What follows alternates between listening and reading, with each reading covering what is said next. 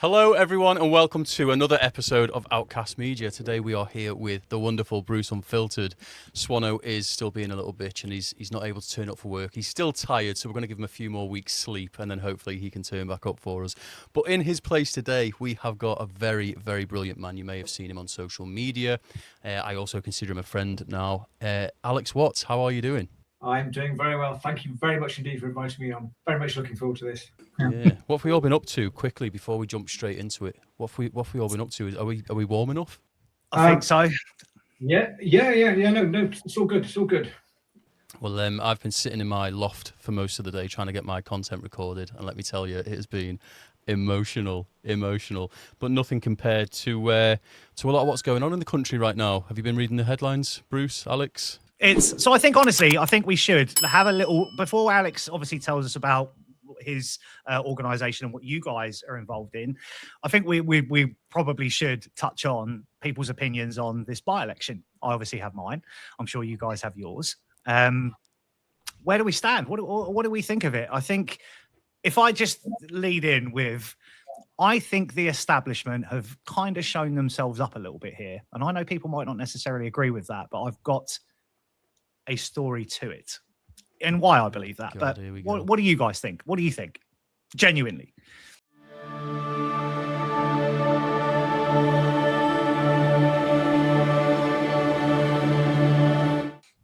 Are we talking about from Nigel Farage's perspective, or are we talking about from the establishment? Just whatever your feelings are on it. He's obviously called this by-election. There's obviously the investigation going on. I think if you actually look into how the parliamentary rulings work and how the whole structure of this process works, there's quite a lot of misinformation being put out about it, where they're basically saying that Farage is running away from it, which is completely untrue, because by parliamentary rules, the second he called the by-election on the 8th of July, the investigation was suspended, which is what they do as part of parliamentary rule. And that investigation will resume if he wins the by-election and becomes an MP again. So my kind of thing for this has been the mainstream media and the establishment are kind of spinning this as this is a circus. We will wait until the actual by-election, which kind of insinuates they're assuming he's going to be found guilty of something, which then goes to the general public in a recall petition, which you need 10% of the constituency to then vote on that to say that they want to challenge him in a by-election. The by-election takes place. He's then either suspended or whatever, and a by-election would take place, which he wouldn't be able to stand in then. But that's all hearsay, because the man in charge, I do believe his name is David Grenfell. I don't know if Rich can check that quick. I think it is. He's the person that's going to make this decision before it then goes to a standards committee, which is loaded with a kangaroo court, who have 5 of the 7 MPs have come out and openly declared their disdain for Nigel Farage. So it's a pretty unjust system. My personal opinion is I think what Farage has done, and where I sit with this, is he's opened this up to, okay, none of you like me. You all say you want to replace me. You all say you're better than me. Come challenge me then. And they've all abstained from it. And I think it's a complete abomination of the democratic process on the establishment's part, because I also know I've had messages from Restore voters and from Conservative voters who have said that they were actually ready to go. They want to campaign for this. Their whole mandate is that they support their political parties. They want to stand in these things. They want to challenge. That's what they pay their membership for. That's what they want to go out and do. And then to have the political parties stand them down, particularly in the Conservatives case, where I had a message directly from a Conservative, and you're staying with one at the moment, aren't you, Alex?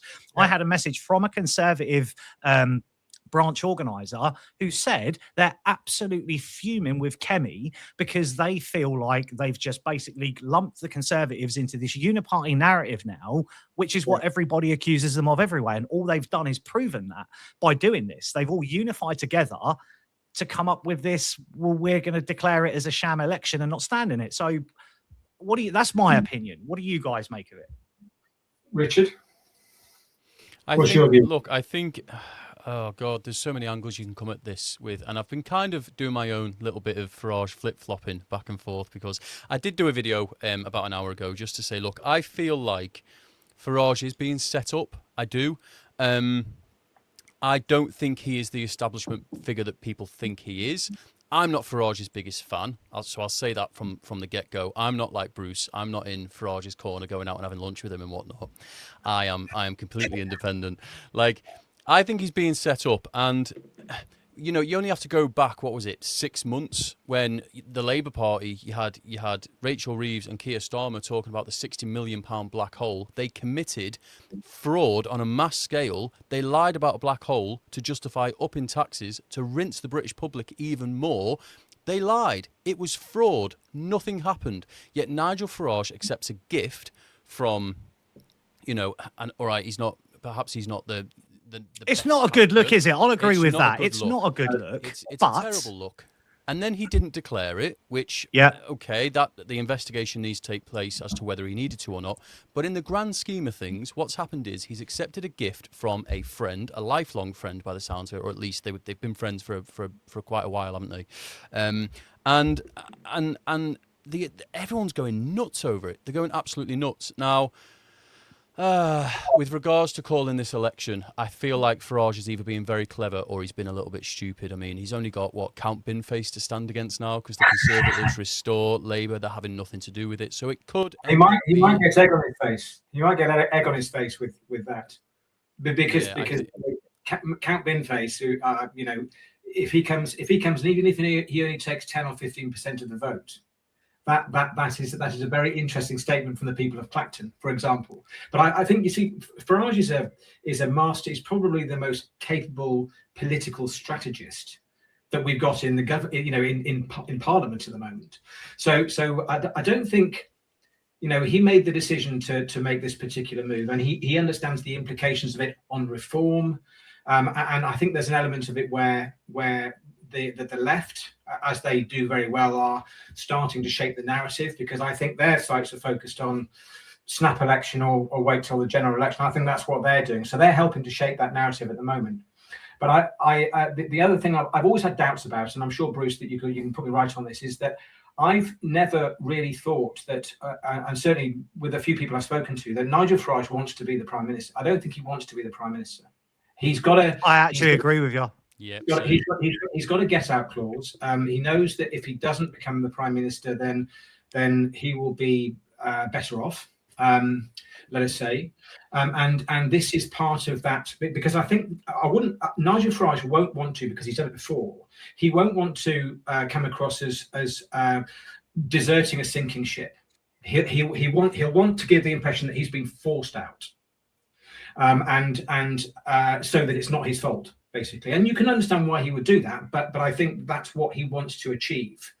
And the establishment know this, and they also know that, you know, if Nigel Farage went into Clacton and everyone competed for this particular election and he was beaten, I think that will possibly suit Nigel Farage's narrative, because that would then give him an excuse to then step away, which I think he's always intended on doing.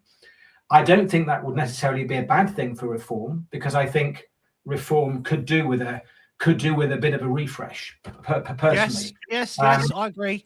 Because I'll interject there, Alex. He's only been an elected MP for 2 years, like everybody else, considering the last general election. Yeah. So that's throughout his entire career. And he's been very outspoken and very anti-establishment for the best part of 20 years, particularly with his work that he did against Blair, particularly in the EU, when Blair stood as president for a period of time there. And he's just been hounded by them relentlessly for 20 odd years.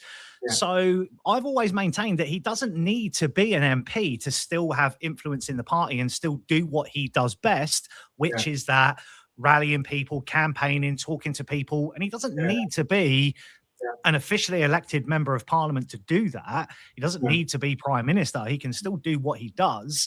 Because realistically, it was him coming back into reform that really gave them the boost that they needed before 2024, that put them in the position they were in. But I think the party has evolved massively since then, with the addition of Braverman, Jenrick, Danny Kruger, who I really like as an MP. I think he's a really good guy. I've got a lot of time for him. And Zaya, I have nothing against Zaya, Layla Cunningham. I think they've got some, Sarah Potchin, I think they've got some good people there. Lee Anderson, Richard Tice. They've got some good people there that can keep that ship running. You know, we see political parties, you know, you go from Rishi Sunak to Kemi Badenoch, from Boris Johnson to Theresa May to Liz Truss, who've all been individually inside that Conservative Party. So it never hinges really on one single person. And I think Reform are now at a point where, does Farage need to stay there? Does he need to be an MP? Does he need to be the leader? I think the vehicle's big enough now that they can move on from it and maybe and also remember that he's a majority shareholder in Reform. He and Zé are the two shareholders in the party. So even if he goes completely off the radar, he's not going to. That's not going to disbenefit him. I think he recognizes that Reform. I think Reform have reached an interesting point because they've obviously had a wave of success over the last year and a half or so. I'm not sure that the influx of Conservative MPs, particularly the likes of Zahawi, was a smart move. I think it was a dumb move. Yeah, that was because that then puts doubt into the credibility of those Conservative MPs. You know, nothing. Even if anything else, you know, there's sort of disloyalty, the disloyalty of going from one party to another. So it's a reflection of their character, I guess. So I don't think that's helped. Obviously, we've got this battle going on between Reform and Restore. Which is I think going to be toing and froing. And I know your views on that, Bruce. But we've got he's also going to be focused on, you know, we've got a big decision to make in the not too distant future. And I've heard you talking about this, Bruce, about the alignment of the right, of the Tories, of Reform and Restore, particularly if Labour call a snap election. See, I think Labour are in a position right now where they've got a choice. They can either call a snap election, but they will not do that unless they are confident that they, even as part of a coalition government, will get into power. They won't do that. They won't, and if necessary, they'll keep pushing it to the right. I've got, and I know Richard knows this, I've got a more extreme view of what Labour want to achieve, which is to create civil unrest, to create civil conflict amongst society, and therefore impose martial law. If they impose martial law, then the general election will be cancelled. We will not have a general election. I agree. I know that's worst case scenario, but that suits their mantra. You know, I'm sure Richard may have told you, I'm a big one for the Fabian Society. I've done a lot of posts on Fabianism, and I'm a firm believer. I mean, the Fabians are still pulling all the strings here. Labour are puppets. Their whole approach is slowly, softly, isn't it? Well, gradual. But we're now in the strike phase. So end game, isn't it? Yes. Yeah. Tony Blair created all the conditions when he was in power for this moment. So he gave independence to the establishment pretty much. So they're not answerable to Parliament, and he knew that would be enough to be able to ride through a Tory government. And of course, the Tory government just sat there like idiots and carried on through for the entire time they were in charge. So we've got this, and then, you know, even down to their strategy has been brilliant. I mean, the Fabian strategy has been brilliant because they spent decades indoctrinating half of society, which has been hugely successful. These people genuinely believe that what they're saying is the truth, is the right thing to do. You know, the likes of Starmer and Andy Burnham and such like have been gaslit and indoctrinated to genuinely believe in what they're saying. The woke community is a classic example, and it's actually not. This is stuff that they've been fed over decades and decades through a couple of generations now to make it sound as if this is normal. And people like us sit there and go, hang on a minute, this is not normal. We then become the extremists. We then become the radicals. We then become the far, wherever it is, the far right or the far left. And this is that strategy has been brilliant. And we're now, and the more I think about it, the more I research it, the more I look into it, the more I'm convinced that this is exactly what's happening. And we're now in the strike hard phase. You know, the old emblem of one of the emblems of the Fabian Society was the turtle. I move slow, but I strike hard. We're now in the strike. That's the modern one, isn't it? The old one was the wolf in sheep's clothing. The original was the wolf in sheep's clothing, wasn't it? No, there's a bit of confusion. The other way around. The first one was the turtle. The second one was wolf in sheep's clothing. And then in the 1940s, they then just had the red box. The red box for Fabian Society. Nothing to show here. And that was done purposefully. So we're now in the strike hard phase. This is when they implement what they want to implement. And in order to achieve that, either Labour have to win a snap election, even if it's part of a coalition, because the Greens and the Lib Dems will be able to do nothing about it. And because they've already got control of the establishment. But come on, Alex, I think we can both agree here that the Lib Dems are part of this. They will side, and my personal opinion is the Lib Dems' total political the reason they are there is to support those two big parties. They were kind of trounced by Labour in 1923. Destroyed as the liberal movement that sat there for 200 years, cropped back up in the 1980s as the Liberal Democrats after being the Liberals for a little while. And ever since then, they've always kind of maintained this 50 to 80 seat balance in Parliament, shifting differently. You know, they kind of sit in the middle and bounce. 2010 formed a coalition with the Conservatives. Are we actually I think we can quite coherently sit here and say 2029 comes round and they're still eligible to get 70, 80, 90 seats. Push comes to shove, they will side with Labour to push them to a majority. Because they believe in the same policies. They believe in. I don't think that they are as extreme as what's achieved. But they. I'm sorry. You know, like Middle England are all Lib Dem supporters. They're in their comfortable little environments. Cotswolds. They don't see, exactly. The Cotswolds, Wiltshire, Somerset, Oxfordshire. They don't see all the shit that most of the rest of this country see. They don't see illegal immigrants. They don't see rape gangs. They don't see all the stuff that's going on around them. They're very happy in their little world. I used to live in one of these places, so I know exactly the way that their mentality. And I do, mate. You know, they are exactly what they say. They are liberal. They are liberal Democrats. But they believe in open borders, which of course is a big no-no. We have to close our borders.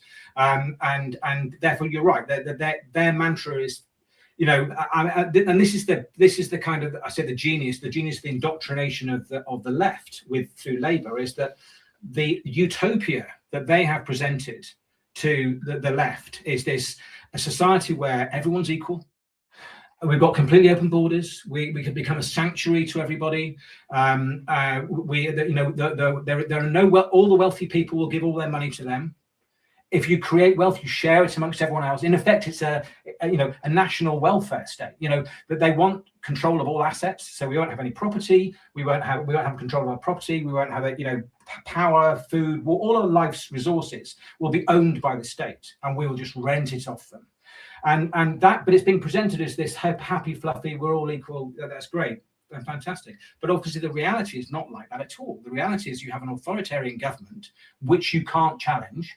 And there will never be another election, and you're living in this basically national welfare state.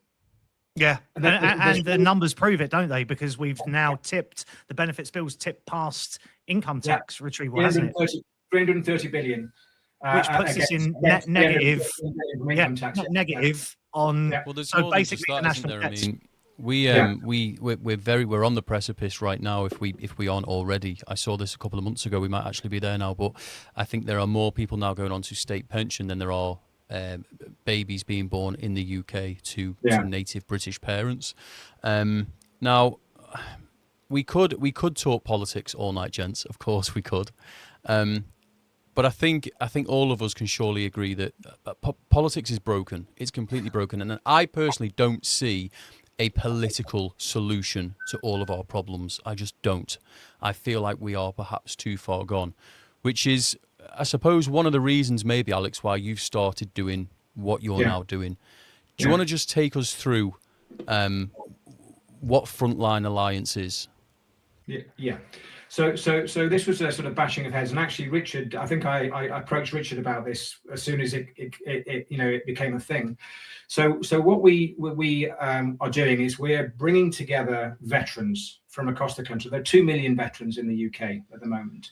We actually only need about 10 or 15% of them to make this work. We're bringing veterans across from the UK, and we're creating these veteran-led teams at community level, so the bottom level. And their responsibility will be to protect the communities, but protect the communities by surveillance only, no intervention. They will liaise with the local police, and they'll say, listen, we're going to be here.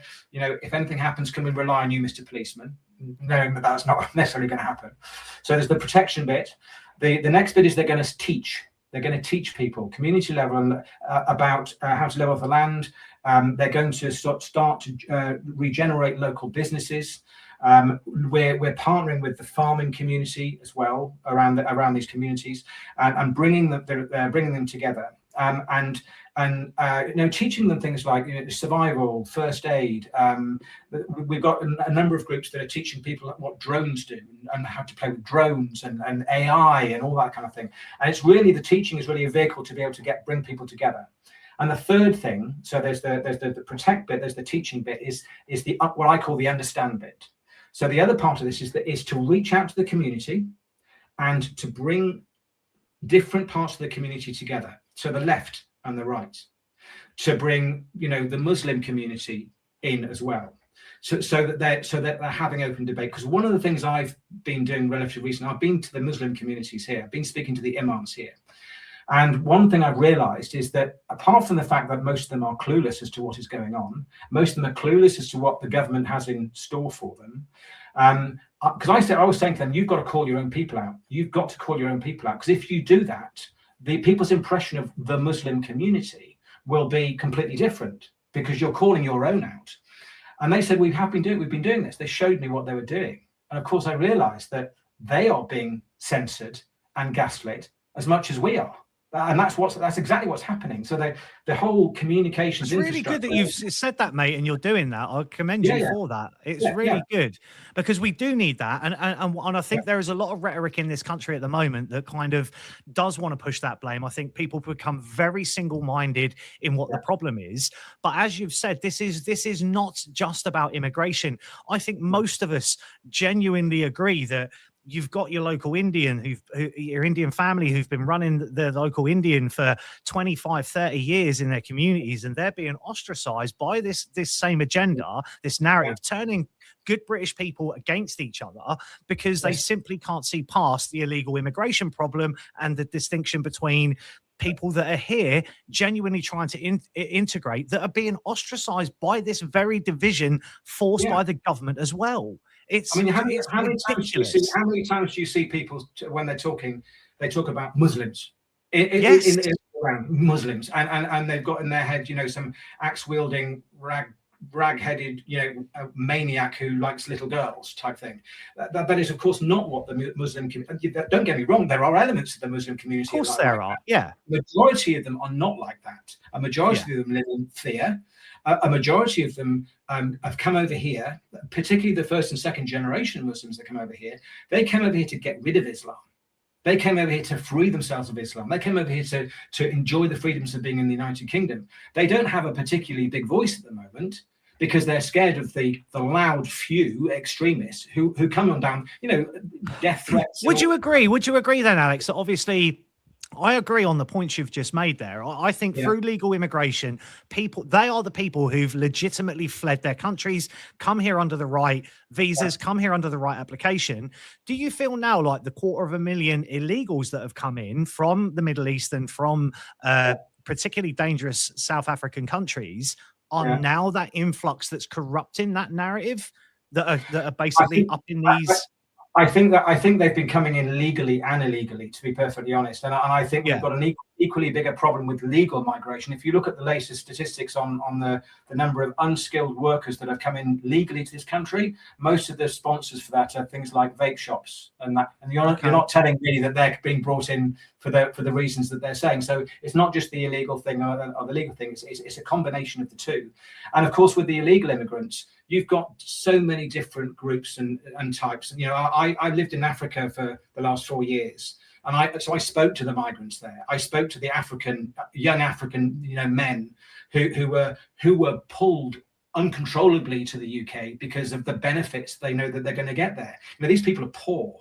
It didn't matter how I explained to them that actually the challenges are exactly the same. They went, and the first thing that people don't realise is half of those people who make the journey to get to the UK don't make it. They don't make it. They either capsize off the west coast of Africa and die. 350 people, whilst I was there, died on 3 boats trying to get across the ocean. And I don't know how many thousands of people who do the land journey get rounded up in Libya and Algeria. They're imprisoned, they're enslaved, they're prostituted, and some of them are executed for body parts for their medical services. That is happening every single Why is day. no one talking about this? What I don't know. UNICEF or I've raised this issue. My very first video on social media talked about this particular issue. My very first one, and that was about 18 months ago. And I've mentioned it probably about 3 or 4 times since then, and no one has said it. You know, if you speak to the left here, you know, the we want open borders. You know, you have blood on your hands to the tune of hundreds. Because they're encouraging this. Yes, of course. Yeah. Well, we've created this magnet. It's an irresistible magnet in the UK right now. It's an irresistible magnet. People are you know, these people can't help themselves. They take their family's entire life savings, give them to these human traffickers, and by the way, that is another issue we need to address at some stage. Human traffickers who start the journey. The human traffickers don't give a shit about these people. They just want their money. So they go on this journey, and they don't care what happens to them. But we have blood on our hands on a huge scale, and no one seems to be talking about it. But those, because it's very easy for them to shape the narrative of far right. Yeah. You're all against this. Let's get the left to rally for pride and for pro-Palestine, etc., etc., etc. Create the division to ignore the real problem. Absolutely, and the government are not interested in controlling immigration. They're not interested because this suits the narrative. This creates division, and of course, the migrant community. You've got migrants from Afghanistan. A migrant from Somalia, for example, is a very different migrant that comes from the Gambia. The Gambia, they're all Muslim, but they have a completely different concept and approach to Islam than a Somalian African does. Somalian Africans, you know, they come over here and they want to chop your head off. But the Gambian, they're just not like that. They don't have the same mantra. It's like in Nigeria, with all the slaughter that's going on in Nigeria. I've just been there. The slaughter that's going on in Nigeria of the Christians. Actually, when this started off, Druze, isn't it? Is it Druze? The Druze are being basically no, the Christian. No, it was actually Muslim Nigerians and Christian Nigerians are being executed by Boko Haram and the Fulani tribe. That's it. Sorry, yes, extremist Muslim. They're a terrorist group basically, and they're literally going from the north of Nigeria south. So I need to get my missus out, who's in the south of Nigeria, sooner rather than later. But that's what they're doing. But what my point is that these groups, Boko Haram, they're murdering and executing Muslim Nigerians as well. And what that does, it shows you that you've got this completely different approaches by different parts of the Muslim community. It's the radical ideology, isn't it? It's the radical Islam side of things, isn't it? Yeah. And it's, you know, the people that we see committing the crimes in the UK from Afghanistan or Eritrea or Somalia or Sudan or maybe Iraq and Iran, you know, or Pakistan, you know, for example, if we talk about the grooming gangs, they're all completely different kind of cultures, but we brand them all with the same brush. Now, don't get me wrong, I don't think there should be any illegal immigration, and I've said this. I've said this to these people that you shouldn't be going there. But I understand why you want to go, because it's all about money. It's all about having, you know, these people would prefer to go to prison in the UK than stay where they are. Because I think you kind of touched earlier on the fact is they're extremely poor. And I don't think me and Richard had this conversation before. There is a very stark difference to what we believe as poor in this country compared to a Middle Eastern country or an African country. You can get someone who's poor in this country on benefits in a 3-bedroom house, living on a council estate. Let's be honest, you've got a roof over your head. You've probably got some welfare support. You've got food coming in. There is help there, food back. They don't have any of this, do they? No, they don't have that. But like I've said to them, you know, being poor is a very, very simple balance. The cost of living outweighs your salary. Yeah. And so they'll have the same fundamental problem there than they do here. The difference is there is no benefit system. But what it does do is it makes these people incredibly resourceful, resourceful, and they can survive on pretty much nothing. And now because we've got this panacea in the UK that actually you come here, we're going to give you accommodation, you're going to give you some new clothes, we're going to give you a new smartphone, we're going to give you, jackpot, isn't it? 3-4 meals a day. Even if you're in prison, we're going to give you 3-4 meals a day. It's hardly surprising that these people are coming across here and very happy to commit crime, because if they go to prison, they don't give a shit, because that life is still better than where they've come from. That's the problem. I touched on this a little while ago, and I got a bit of stick for it because I said, look, I don't want illegal immigration, and I also want controlled immigration, and it's that simple. Absolutely. It's got to be in control. We can't be having illegals coming here and doing what they're doing. Quite frankly, we can't have mass immigration where, you know, people are coming in again. There's no reason why we should be importing 20,000 people a year to fill cleaning jobs in the UK. It just should never happen. It just shouldn't. Okay, and that's not to diminish cleaning. I've done it in the past. I've got family members who are cleaners. Like, I said it in the past where I said I do not blame and I do not hate migrants coming to this country. When if someone said to me now, with the state that this country's in, bearing in mind the state of this country is nothing compared to some of these countries where they're coming from. If someone said to me, you can go and live in another country now, take your family with you, they'll all get in. If you turn up and, take your family with you, they'll all get in. You'll have the right to stay there. You'll get free everything. You'll get 4-star accommodation. Like, you're set for life. Yeah. You're telling me, of course I would consider it. Anybody would. Anybody would. And for people, I do not blame these people for coming from the countries that they're coming from and coming here to essentially get hold of what they can get hold of, which is, well, like I've just said, it's free everything. You have to put yourself in the mindset of these people. My issue is now, and you've touched on it yourself. I'll just go back to my sort of original question before, because I want to really sort of dig into what it is that you're doing, Alex. Yeah. Sorry. I've got a tangent. Sorry. Yeah. Yeah. No, it wasn't you. I think it was Bruce. Actually, he tends to interrupt me and then steer the conversation. No, I got to the stage where I got to the stage where I was talking about the understand bit that we're doing at the community. So with those three things, and then of course the idea is we stretch across the entire community. We talk to the entire community. So what you then do is you build up a support base in every single community, every community across the country.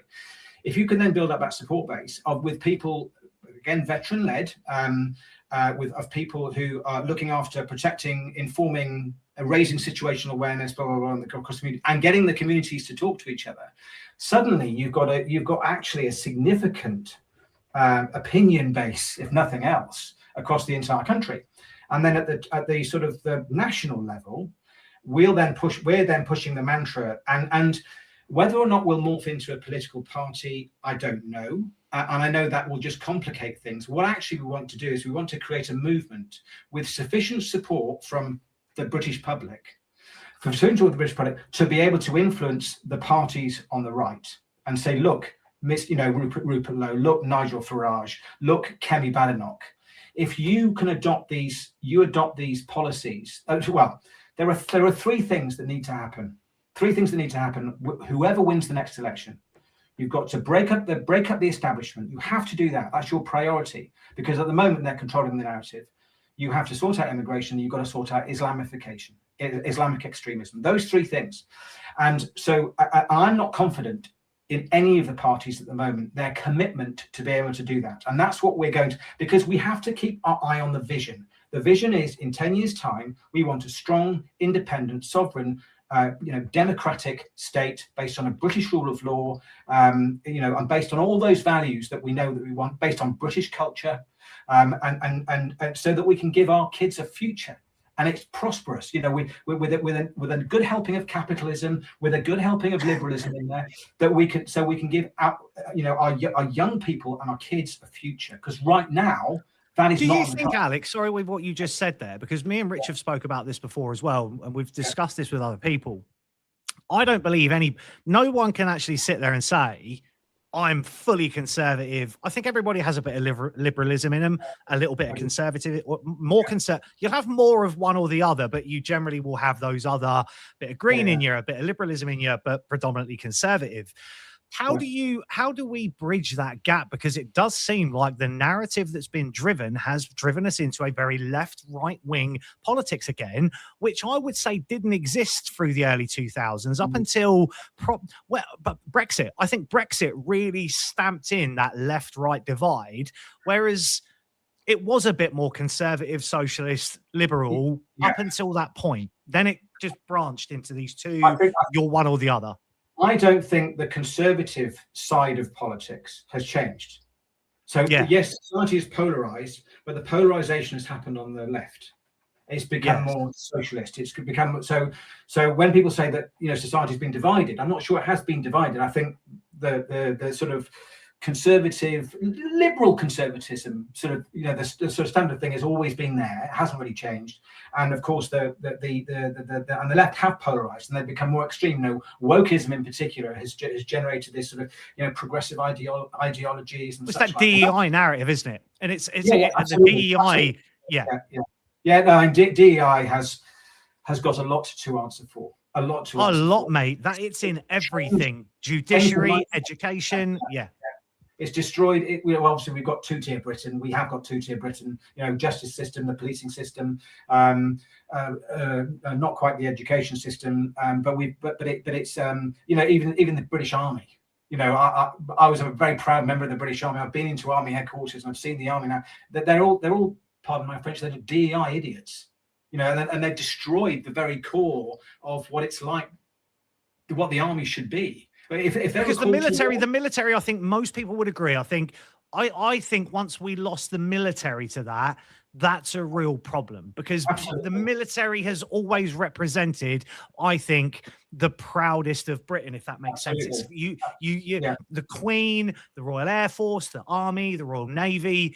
There's that, like, there's something really British about our military, isn't there? But that's kind of what we're trying to hone with the veterans, because the veterans we're talking to have had operational experience. They haven't been exposed to wokeism.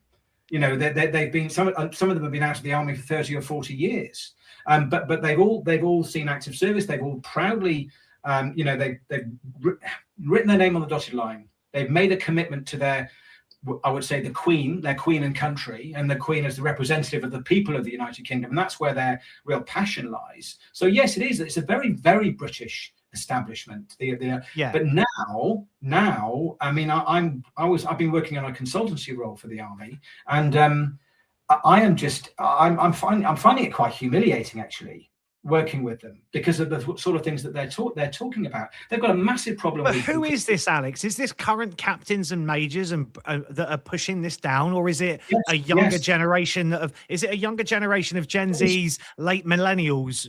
Not early, because I would say, if you look at the hierarchy now in the Army, because when we left Afghanistan, when did we leave Afghanistan? What, 2009?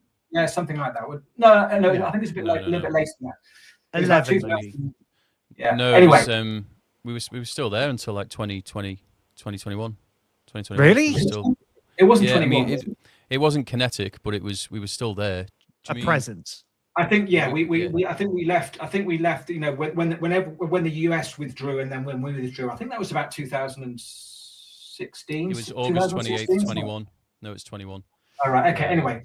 Well, my point is that seems closer than I thought it was. Sorry, I nearly went over there. That's the only reason I know, because I was in Cyprus at the time and I was due to. We haven't deployed soldiers there en masse for quite some time, and certainly more time, because the turnover of soldiers in the Army and the Navy and the Air Force is pretty rapid. It's, you know, 3 or 4 years they'll turn around and they'll leave the Army. So and that includes the officer class as well. So the officers, you know, an officer will get to captain or major, you know, maybe in 9 or 10 years if he joins the Army. Now, the likelihood is that you go there now and look at all these people that are making decisions in the Army. They haven't got any operational experience, nothing. And at the same time, they've been woked.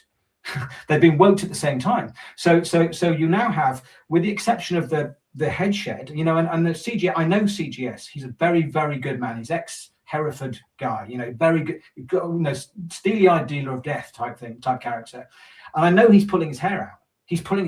But he's bound by the establishment. You know, I know what he wants to do if he was given half a chance, but he can't do it. And also, if he looks down and looks at his soldiers and his units, you know, like I said, if they were called to go to war, you know, apart from the fact we don't have a proper joint military capability anymore, you have to rob from one place to be able to make, you know, put one unit together. It's not just that, it's the people. And have they got the resolve and the backbone, again, because of the, you know, the quotas they've had to recruit from. You know, Muslims don't want to join the British Army. And so what we've done is we've said, well, we need 20% or whatever it is, 30% Muslims to join the army. And all you young white lunatics from Manchester and Liverpool and London who want to join the army. Sorry, there's no space for you now, mate. Who we should want to join the army. No, of course we should. So it's happening from the bottom and from the top, because like now what's happening is obviously a lot of our armed forces, they've been kind of the tentacles have gotten into the armed forces, Bruce. So what's happened is a lot of contracts now, they're civil-led contracts. A lot of the work that's done in the military now is actually outsourced to civilians.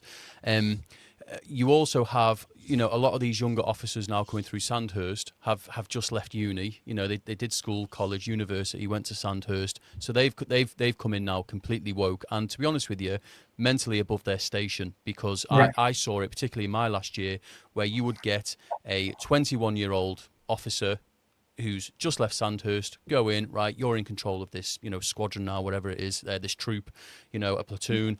And they would start basically telling 20-year sergeants, colour sergeants, staff sergeants, this is the way it's going to be run from now on, because they've been told that that's their position to do that. But then you've also got new recruits coming from, you look at 16-year-olds who can go to Harrogate. They can now give red and yellow cards to the instructors to say, well, you've hurt my feelings, so I'm going to give you a red card and you can't for the rest of the day. Seriously? That's true. They can red card in training now. Yes. So that's not. Nah. I promise you. You then have these very, very self-entitled, pink and fluffy, wrapped in cotton wool, mollycoddled idiots who have left school. They've been told their whole lives that they're perfect and they're special and they're mummy's little boy or little girl. They go into Harrogate. They do their training. They give out their red cards, their yellow cards. You can't hurt my feelings. You can't, speak to me in a way that might, I might be uncomfortable with. And guess what? Now they've just passed basic training and they're in the British Army. Now, and these are the people. These are the people that are supposed to be. Now, obviously, I have nothing like the real experience, because I was. You might not know this, Alex, but I worked as a civilian with 2-6 Artillery in Germany. I lived there for 3 years. So this was back in. I went there in 2008 and left in 2011. So I saw probably then the last real iteration. Like, I'm talking when I was 33. These are the 20-year-olds. Late millennials, probably your generation, Rich, the guys that were going out and just like being lads, and it was a proper British Army. There was none of this bullshit. Like you towed the fucking line. They were some hard lads. No bullshit. Proper, drill sergeant. I don't know all the terminology, but drill sergeants, drill instructors. So that's you've baffled me with this yellow red card thing. Yeah. That's that kind of old school approach to the military now is gone. It's dead and buried. And what's more, so when I've been in the army twice. I joined the first time in 2009. I got medically discharged. I broke my leg, shattered it completely, and then it took me 4.5-5 years to be able to then rejoin. I fought tooth and nail to get back into the British Army, and I did it in the end. The difference between training in 2009 was this. I missed the target. I'll simplify it for people who don't know military speak. I was on the shooting range and I missed the target a couple of times. And essentially one of the NCOs come alongside me. He's one of the training instructors. And he said, Donaldson, if you miss again, you're fucking at it. And I just, in pure frustration, under my breath, I just went, oh, whatever, like that, right? And I got a boot straight to the ribs. Now, okay, perhaps that shouldn't happen when you've got a loaded rifle in your hand. I get that, but that's one extreme. When I joined the second time in 2016, we had young girls joining who couldn't carry the weight on their back, so we had to then pass their Berg and their backpack around whilst we were doing marches and runs and all the rest of it. We had people, we were going out onto exercises. We didn't even have enough rifles for the whole platoon or the whole section, if you like, group of soldiers in the army. So what we were encouraged to do was pick up sticks and use those instead of using actual rifles. We did, as I left, the year I left, yes, 2022. We did more DEI training than handling a weapon, than going on exercise, because we just didn't have the funding to do it. But also, exercises in the winter started getting cancelled because the particular unit I was in, 6th Regiment RLC, we had an influx in my final year of Africans joining the British Army. Now, because it was too cold, they didn't want to risk NFCIs. Anyone who's been in the army, they love an NFCI claim to the Africans. What's that? God Just love what them. is that? Non-freezing cold injury. So that's like it's not quite frostbite. It's if you Borderline.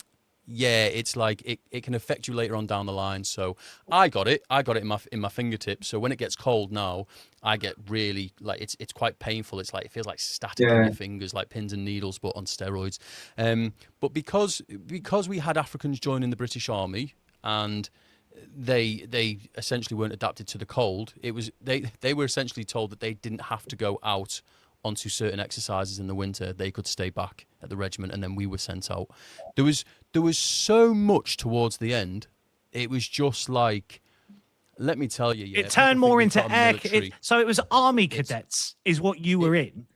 It was. I did air cadets when I was 14 years old, and it sounds like that was fucking stricter than modern day military. Yeah. No, in fact, in my final year, cadets was tougher. In fact, in my final year, I was. Yeah. In my final year, so I ended I got promoted twice, and then I got depromoted twice because insubordination and stuff like that. I used to mouth off. And then there was something else, but I won't go into detail. But in my final year, we had a young private join our unit. We went out on exercise, and he stunk. He didn't clean himself. He didn't change his socks. And I caught him out and I said, look, you need to go and you need to wash yourself right now. Bearing in mind, I was his section commander. And I said to him, you need to go and wash yourself now because you fucking stink. I got done for bullying because I said to him, you need to go and wash yourself because turns out he hadn't, we were on day 5. He'd used one pair of socks. 20 fucking years ago, you know this, both of you know this, 20 years ago or 15 years ago, he'd have been picked up by 6 of his squad mates and chucked in a fucking river with a bar of soap. Yeah. Oh, no. Alex, sorry. What was you? It'd be worse than that. It would have been worse than that. It would he'd get a regimental bath. It'd have been stripped. And we'd have shaved him first. You do not want to know what a regimental bath is. That's exactly what would have happened to him. Because you did 18 years, am I right, Alex? You were 18 years. Yeah. So that was proper. It was character building. I know it's a joke when they say in the it's not, it's just character building. But look, I don't care if someone can't go through those sorts of situations and come through at the other side and go, do you know what? Actually, yeah, I was a bit of a scruff, wasn't I? Like these sorts of people shouldn't be in the British Army. We should have the roughest, toughest, baddest. I want the lads from the council estates. I do. Yes, exactly. Yeah. I want the ones who, and now it's just not happening anymore. And above all else, it's opportunity for people as well, isn't it? And and like you say, Alex, if that opportunity, if out of every 100 people, 30 have now got to meet a particular quota, you're denying 30 people a paid job who actually want to do it. Exactly, yeah. So realistically then, Alex, with the Frontline Alliance, how successful do you think it would be if essentially all you can recruit are old timers, if you like, because you couldn't take anyone too young out of today's army, surely. With what we don't need anyone from the army. We don't need anyone that's serving in the British Army. If people want to leave the army, people who have just left. Sorry, people who have just left. Because, like I say, when I joined in 2016, you'd have to be so. And this isn't. I'm part of it. I back it completely. But you'd have to be. I guess what's the point I'm trying to make? We don't have much time to get this off the ground and get the people in. No, I know we don't. No, I know we don't. And I wish I'd thought about it a year ago. And it's been a kind of combination of people's. I can't take credit for it at all. I just want to be the engine room to try and make it happen. But no, we've got. There are hundreds of thousands of veterans in this country who have had enough now. The veterans have, generally speaking, in the last few years, they've kept quiet. They just crack on with their own thing, conscious of the fact that they've been victim to the establishment before. They feel betrayed. They feel betrayed by their governments. PTSD, homelessness, legal action against them. They're pissed off, but they don't complain. But now it's got to the stage where, some of them have been directly affected by immigration, by the grooming gangs, by they're seeing that because they live in all the communities. They are the community. They're the British public. And they've got the same, exactly the same worries and concerns as the British public do. So we're not pulling them away and sending them somewhere else. They're in their own communities, and of course they feel as strongly about that and their families and their communities as they do. So actually, it's almost like pushing an open door. And I know we've got a lot to do, but I think that growing that network, I think it will become exponential. Because as this thing grows and more and more people find out about it, they're going to want to get involved. And it's not just most of the people that we've had wanting to get involved are civilians who want to work with the veterans. They want to help the veterans. They want to. I'd be interested, to be honest. I would. Yeah. No, of course, don't do it. I think you need as many Gen Xers as possible, mate. Well, no, but you do. But that's the thing. I've had so many people contact me and say, "I really want to help, but I'm 70. I'm 70, 80 years old." Blah, blah. I said, "It doesn't matter." I said, "We need your brain. We need your brain. We need your brains, ideas. wisdom, knowledge. Yeah, you can communicate. You can communicate, and that kind of thing. So we don't need young, fit, fighting guys and the such. How. You guys all look. You guys all apart. You're a young pup, Richard. But you guys. How old are you? How old are you? If you don't mind me asking, Bruce. Me? Yeah. Oh, God. 49. 49. Oh. I'm 50. I'm 50. I'm 56. Okay, and I'm amongst a lot of people in my generation who are similar to me. We're relatively fit. We're relatively healthy. We're relatively capable. And you've got an entire army of people like me. Some of them are a little bit fatter. Some of them are a little bit balder. But it doesn't matter. Mate. It's that, Alex, exactly, isn't it? Exactly. And the other thing, the other benefit of the veterans is that we talk the same language.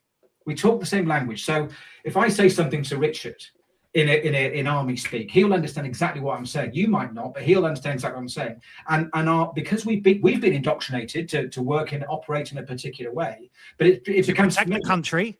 Yes, exactly. Yeah, exactly. So we work on drills and that's how we grow the army. That's how the army works. So everything becomes standard and everyone knows the same thing. So I know. I'm going to put out like a brief shortly about this whole concept, and I'm going to do it as a set of orders in exactly the same structure that we would use normally in the army. So, situation, mission, execution, service support, commander signal. Everyone knows that. Everyone knows that. So that's the way I'm doing it, because it's for the veterans, but I'm going to push it out to everybody because it's a good way of thinking and understanding and all the other bits and pieces. I think a lot of people would like to learn that, mate. I think you'd be surprised how many normal civilians that either didn't go in or haven't been a part of that system would love to learn that. Yeah, because I think people really they want something to feel like that, like they're part of something that's not this shit. Yeah, and it's not woke, and it's not school and it's something that's like, do you know what I mean? I can't really, Rich, I don't know, I just can't. It's completely non-ideological. It's focused on it's basically problem solving. It's problem solving. That's what we do. You understand the problem, and then you come up with the most effective way of delivering a solution. That's the way, and well, I won't cover it, but us officers, as Andy put it earlier on, that those of us were born with a silver spoon in their mouths, and I wasn't. But I know that I'm the kind of Rupert, or considered to be the kind of Rupert here. But we're taught how to. The only reason you have officers in the army is to make decisions, to think. That's what they're there to do. And we have this thing called the estimate process. It's called like a combat assessment, which is basically a mandated, templated way of solving a problem. And we use it all the time. And that is now applied across the whole of industry because it works. It's worked for hundreds and hundreds and hundreds of years. But that kind of mentality and that kind of thought process is something that we can engender, and everyone understands. Every veteran understands that thought process. We have to understand it, because that's how, when the shit hits the fan, we've then got to be able to respond very, very quickly to it. And this helps us do that. They're almost telling you how to think and that kind of thing, but it works. And having that structure and those templates, I think particularly in the current situation is kind of a bit of a joy, because there isn't any structure. There's no administration. There's no law. There's no justice at the moment. So this is kind of bringing things down to base level. And I think people, certainly so far, the response has been overwhelmingly positive. So where are you currently at with this web page, Facebook page, things like that? Yeah, we've got a sort of we've got a web page. The Frontline Alliance is the web page. I know. Funny enough, today I was just talking to a lady that's volunteered to go on, and she's just built a Facebook page as well. We've got a guy who's just come in who looks after a group of veterans already. He's a web designer. He's volunteered his services to develop the web page. And he's also going to help other people develop their own web pages as well, because obviously we at the moment, because we want to keep it simple. So we want to get all information flooding into one place.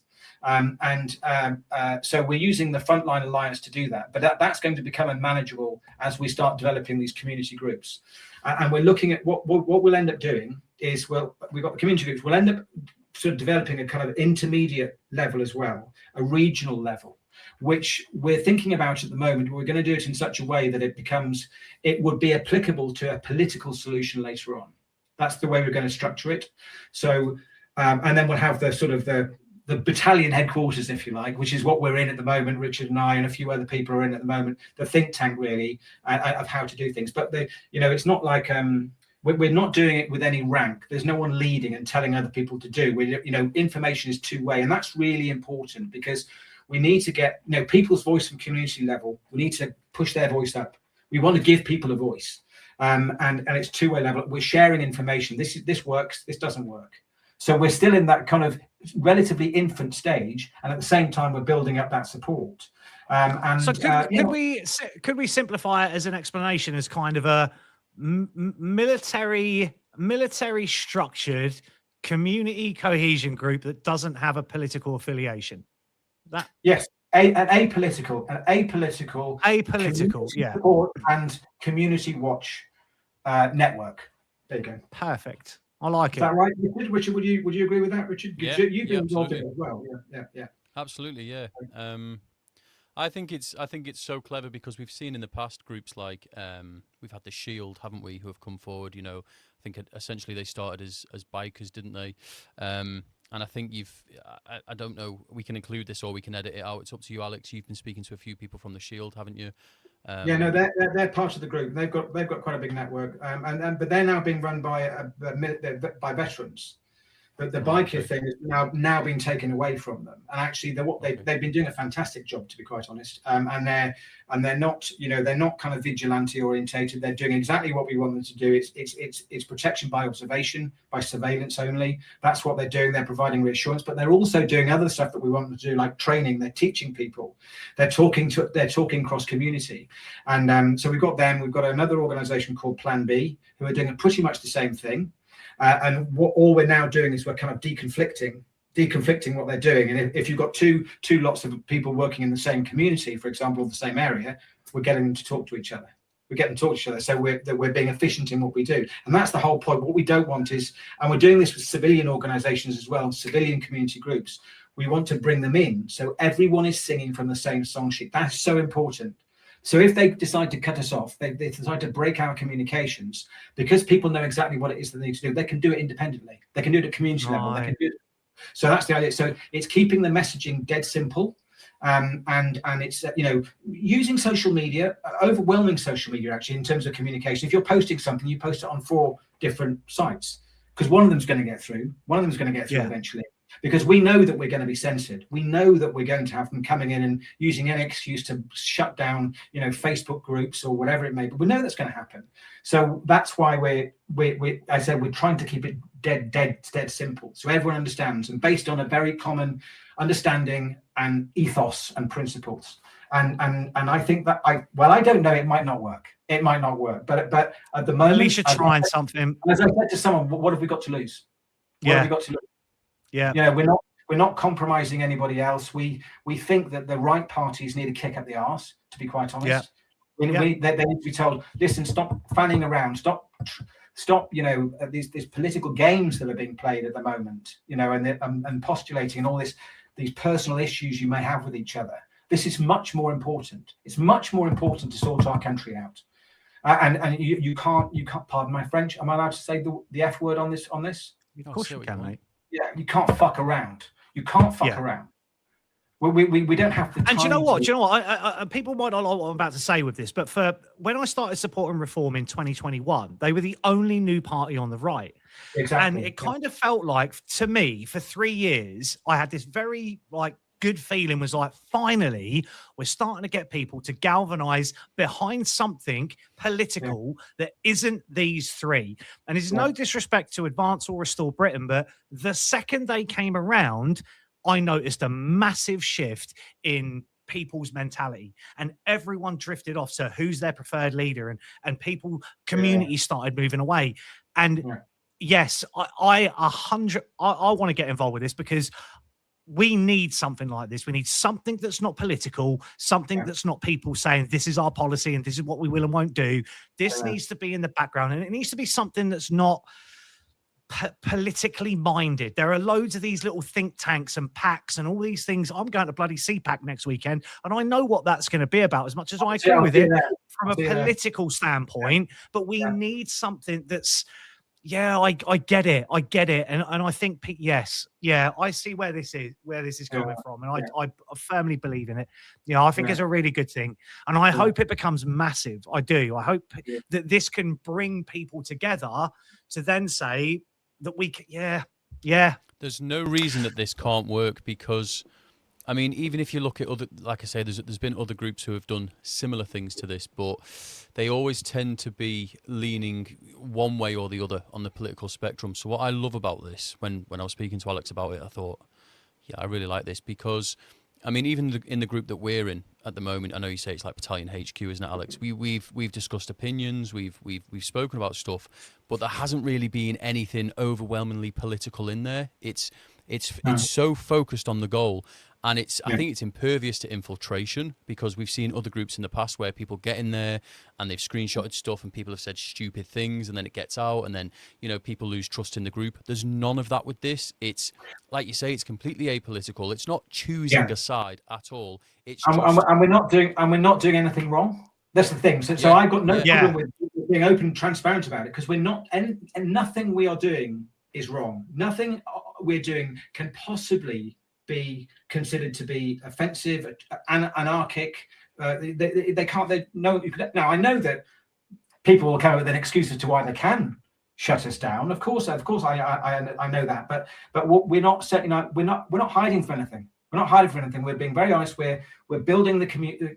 It's bottom up approach, building communities from the bottom. And I like what you said about that whole kind of military mindset, that you and Rich could have a conversation that would probably completely alienate me. But I think if you steep it in something that can't easily be infiltrated and is led by, I would say a lot of people in this country are more trusting of ex-British military veterans than they are of anyone politically at the moment. I think if they come into something that they can learn a bit about that mindset, how that structure works, and you bring them in, you eliminate that infiltration, because you'd be able to pick it out a mile away. And then I like that. The other thing is, if we get a veteran coming in who's a Walter Mitty or a dickhead, if there's a dickhead there for any particular reason, you'll know. Because of the groups you're talking to, they're all in the same regiment together. They know who the bad eggs are straight away, and there aren't many. I like that, to be honest. And then if someone comes in and pretends to be somebody, and there's a lot of that, a lot of Walter Mitty's coming in, within 2 minutes of conversation with that person, they're full of shit. They're full of shit. Is that not right, Richard? You just ask them 1 or 2 questions, and instantly you know that they're lying. I caught a guy out. I asked him what his PFA score was, and he was like, I can't remember, but it was really good. It was like nearly the top one, and I was like, there's no such thing as a PFA score. Like I took like an acronym from the. Usually, someone would have gone PFA. Well, that's just your mile and a half run, isn't it? About 10 minutes, 9 minutes. Like, so know straight away. All right, you're all right. I heard a story, Alex. Well, it's gone from BFT to BPFA to PFA, so it's changed over. It was BFT in my day. In the olden days, it was BFT, basic fitness test. But that's the other thing. We talk in 3-letter abbreviations that no one understands as well. That's the other thing, Bruce. And we have an extreme version of what you would call a sense of humor. That's the other thing. Oh, I've been, like I said, I was never in it, but I was around the lads in Germany. I used to go out drinking with them, and it's a different level. You can see that sense of humor. That is so important. That defines Britishness. So if someone says to you, what is being British all about? One of the things is our sense of humor. We have a unique sense of humor. No one in the world has got a sense of humor like ours. And we lose that to our peril, because that epitomizes what being British is all about. And you get it in its extreme in the military, and I think that's a reflection of the fact that it's a very British thing to do, being in the forces. But that sense of humor, we are losing it. We need to get that back, and we need to do everything with a wry smile on our face, and we need to get that sarcasm back into society. Of course, without being locked up for being too sarcastic and putting it on a tweet somewhere and then being arrested. We talk about the destruction of Britishness, don't we? And I think one of the most destructive things you can possibly do to a country to our country uniquely, is to attempt to remove that sense of humour that's deep rooted actually through the fact that we're a country that's gone through a lot of struggle, so dark humour has kind of carried us through. And I call me a conspiracy theorist, but I think that's one of the reasons why, dark humour or just having a laugh has been kind of demonized and stripped away. I think it's to take away that Britishness. I mean, some of the jokes you could never say it online. Some of the things we used to talk about in the British Army and the jokes that we used to come out with. Just the things that we did, the things that we did. But it's like I still have a great faith in the British public and the British. The British spirit. I do, and I know that people are going, oh yeah, but no one gives a shit anymore, and everyone is, everyone is they haven't got a clue what's going on, and they don't have balls anymore. I don't agree with that at all. I don't agree. I think that as time goes on and people feel more and more as though they've got their backs against the wall, and you can see it, you can feel it, you can hear it when you're talking to people. I think the spirit of 1939, if you want to call it that, it's there. It's there, and I think that just needs bringing back up to the top. Absolutely, yes, it does. It absolutely does, and I have a great faith, and the reason I have a great faith in it is because of the veterans, and I know what the veterans are like, and I know that they epitomise the public. They epitomise the public. They are the public, and I know what they're capable of. They're, in my opinion, and I'm not fluffing up Richard, but these guys and girls are the best. They're the best of British. Veterans are the best of British. They epitomise everything that's good about this country, for all their faults, for all their tattooed faces and lips and all that. They are the very best. You see a young man, a young 18-year-old on operations, who after having done a little bit of training, having been slapped around a bit. Because he's an idiot, he doesn't know how to tie his own shoelaces in some cases. You see him on operations, and you see the unbridled courage and determination to nothing will put his colleagues at risk. The teamwork and this is for like little young 18-year-old boys and girls, but it's the most incredible thing as an officer. It's the most incredible thing to witness, and they all do it, and they're all the same. All of the soldiers that you don't get anyone dropping out. You don't get anyone not doing their job. They do their job brilliantly well, and you're kind of going. It's one of the most inspiring things, as a young officer. It'll stay with me for my whole life. It's just to watch these guys, straight out of nappies, basically, do it, and a lot of them from broken backgrounds. Just being men and being given some purpose. They're incredible, and I love my soldiers. I love them soldiers. They're that's why I've kept in touch with them for the last 35-40 years. I've got so much time for them. Yeah, and that's that community. So what's it called again? Just tell us again what it's called. Frontline Alliance is the placeholder. Frontline Alliance.